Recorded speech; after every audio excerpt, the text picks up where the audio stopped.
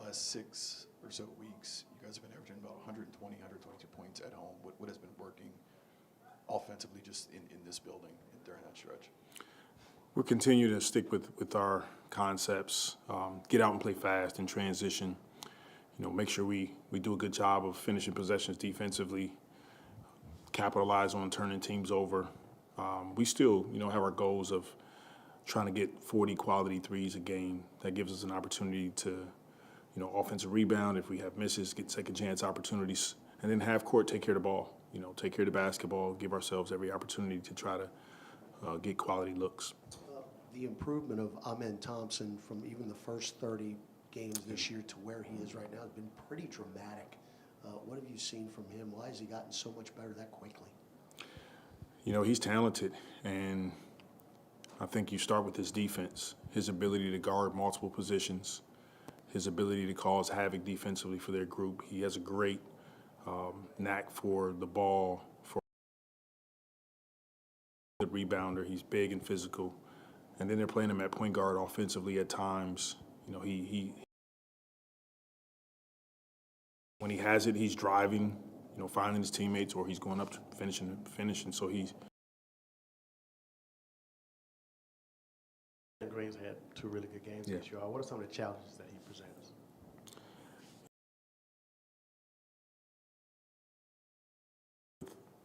A lack of physicality, he can.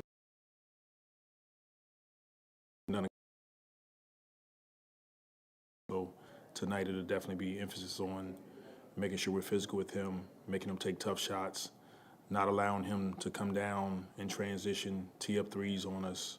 So it's going to be a collective effort. They rebound the ball, extremely well. How much of an emphasis is that for you all?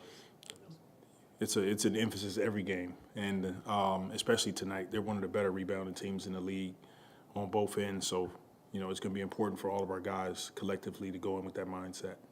Well, it looks like playing bigger has had its benefits, but also maybe some negatives. Like, for instance, we've always talked about the rebounding, how it's improved of late, points in the paint and stuff like that. But defensively, it looks like the opponents are really shooting that 3 ball. I think about 48 threes are given up by your team last 10 games.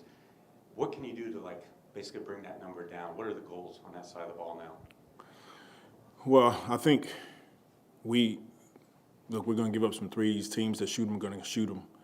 The biggest thing for us is to try to stay out of a lot of rotations, but then make sure we're contesting those shots at a high level.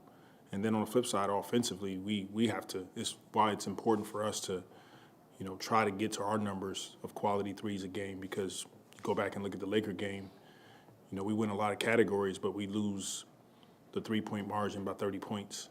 That's really difficult to make up. So we definitely want to take their threes down some, but the biggest thing is making sure we contest at a high level, and I think we can do better at that. One of the things defensively, I guess, a side product of that is that you're giving up less shots at the rim, and it's a little bit tougher on the opponents too. Is that kind of one of the things that you did want to shore up? Because we talked about that, it seemed like all season.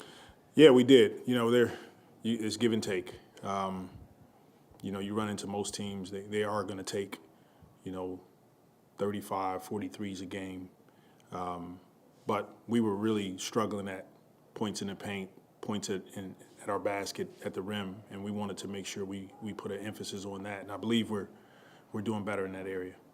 Just going back to Amen Thompson for a second, I know it's not totally like for like, but just what kind of similarities can you draw between how he and Zion both use their athleticism to really put pressure on teams? They understand their games. I think that's the important part about guys that may not shoot from the perimeter as much as others, is that they understand how they can impact winning, and they step on the floor and do that. Similar, I'm not trying to get you to play your cards here, but do you feel like building a wall against that kind of player ends up being an effective strategy? Yeah, at times you can build walls, but you really just have to understand angles, understand what they're trying to accomplish, beat them to spots, have a physical presence on Thompson, because he gets to the paint, gets to the lane, he can go up and finish on you. But you have to be careful because they're also really good passers. All right, thanks, guys.